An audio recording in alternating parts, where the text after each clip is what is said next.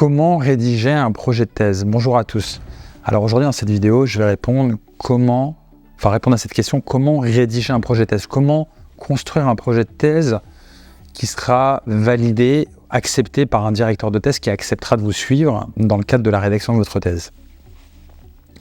Donc première chose, effectivement, quel est le but du projet de thèse? Le but du projet de thèse, c'est de convaincre votre directeur de thèse potentiel d'accepter de vous suivre dans le cadre de cette rédaction, qui peut durer jusqu'à 3 ans. Un projet de thèse de doctorat, une thèse de doctorat, ça peut durer jusqu'à 3 ans, extensible, mais en règle générale, c'est 3 ans. Donc il faut constamment garder à l'esprit que le projet de thèse, son objectif, c'est de convaincre, c'est de, entre guillemets, vendre le projet de rédaction de votre thèse. Et ça va passer notamment par le fait de démontrer que votre sujet de thèse a tout son intérêt, que la problématique que vous souhaitez aborder a tout son intérêt en matière de recherche, qu'il y a un manque au niveau de la recherche, au niveau académique, et que votre thèse va combler, entre guillemets, ce manque en visant à apporter de nouvelles réponses à travers une nouvelle démarche empirique, une nouvelle démarche d'investigation sur le terrain par rapport effectivement au manquement que représente effectivement en matière de recherche la problématique que vous soulevez dans le cadre de votre projet de thèse. Donc il faut convaincre votre directeur de thèse que ce manquement existe. Donc on va présenter dans un premier temps le contexte, à travers une introduction qui va être solide, ce qui a déjà été abordé, et on va petit à petit aboutir justement sur l'intérêt au niveau académique, au niveau de la recherche, de la question qui se pose, qui découle effectivement du contexte actuel et de l'intérêt qu'on a à aborder cette problématique. Dans le projet de thèse, il y aura des parties qui vont devoir absolument apparaître. Donc le plan détaillé, la problématique, le plan détaillé, c'est-à-dire la réponse, la structure en fait de votre thèse, comment vous allez structurer la thèse, quelles vont être les parties, les sous-parties qui vont être abordées. La méthodologie de la partie empirique, vous allez montrer qu'il y a une faisabilité de cette partie empirique, qu'il y a une méthodologie que vous envisagez de mettre en place pour pouvoir répondre à cette problématique. Ça peut être des entretiens, ça peut être des questionnaires, ça peut être une analyse, on va dire, du terrain, ça peut être... il y a différentes approches empiriques qui peuvent être mises en place, différentes méthodologies. Vous avez une méthodologie qui est recevable d'un point de vue scientifique, d'un point de vue académique, qui va être mise en place, que vous présentez brièvement dans votre projet de thèse, et c'est une partie qui doit absolument figurer. Vous allez également présenter les références bibliographiques que vous envisagez d'utiliser pour la partie théorique, la partie revue de littérature de votre thèse, des références académiques, des références scientifiques, des références récentes.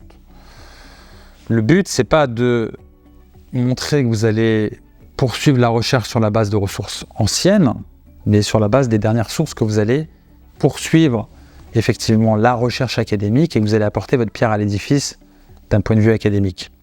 Donc pour récapituler, la problématique, le plan, la méthodologie de la partie empirique avec également les hypothèses que vous posez.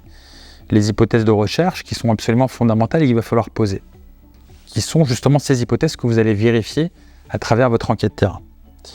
Et puis dernièrement, les références bibliographiques qui vont être utilisées pour la rédaction de la revue de littérature de votre thèse. Donc toutes ces parties doivent absolument figurer. S'il y a une partie qui ne figure pas, votre projet de thèse sera incomplet. Et puis au niveau de l'introduction, je dirais que c'est l'aspect le plus important, puisque toutes ces parties, j'ai aucun doute que vous vous en sortirez. En revanche, il faut savoir que les directeurs de thèse en fonction des universités sont plus ou moins sollicités et que pour eux c'est aussi on va dire ça va être une charge de travail de vous suivre. Et pour qu'ils l'acceptent, il faut qu'ils constatent que la charge de travail que ça va représenter sera un moindre inconvénient par rapport à l'intérêt intellectuel qu'il aura de vous superviser dans cette aventure, dans cette recherche que vous allez mettre en place au niveau de la thèse. Et que le directeur de thèse est enthousiasmé, si je puis dire, de la démarche que vous allez mettre en place et qu'il n'a pas de doute non plus sur la capacité, la légitimité que vous avez à vous lancer dans ce type d'aventure, puisque s'il estime que vous n'êtes pas compétent pour pouvoir rédiger ce type de thèse, vous ne le convaincrez pas et il refusera de vous suivre.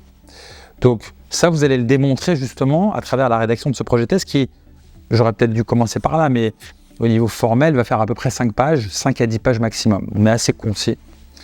Mais on reste concis au niveau de la rédaction parce qu'on va chercher justement à se concentrer sur l'essentiel et à démontrer l'intérêt de ce sujet et à montrer au directeur de thèse qu'il ne peut pas ne pas vous suivre parce que il y a vraiment un manquement qui est intéressant et qui doit être abordé.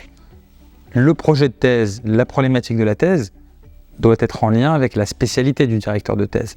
Si vous proposez un projet de thèse en finance à un directeur de thèse qui est spécialisé en psychanalyse, ça ne va pas passer. Donc assurez-vous que le directeur de thèse, lorsque vous faites vos recherches, est issu du même domaine de compétences, puisque lui aussi doit être légitime par rapport au choix du sujet. Donc on reste cohérent par rapport à cela. Voilà, j'espère que cette vidéo vous apportera quelques éclairages intéressants dans cette démarche dans laquelle vous prévoyez de vous lancer. Et puis je vous souhaite tout simplement bon courage, non seulement pour la réussite de votre projet de thèse, mais aussi pour la rédaction de votre thèse. Bon courage à vous.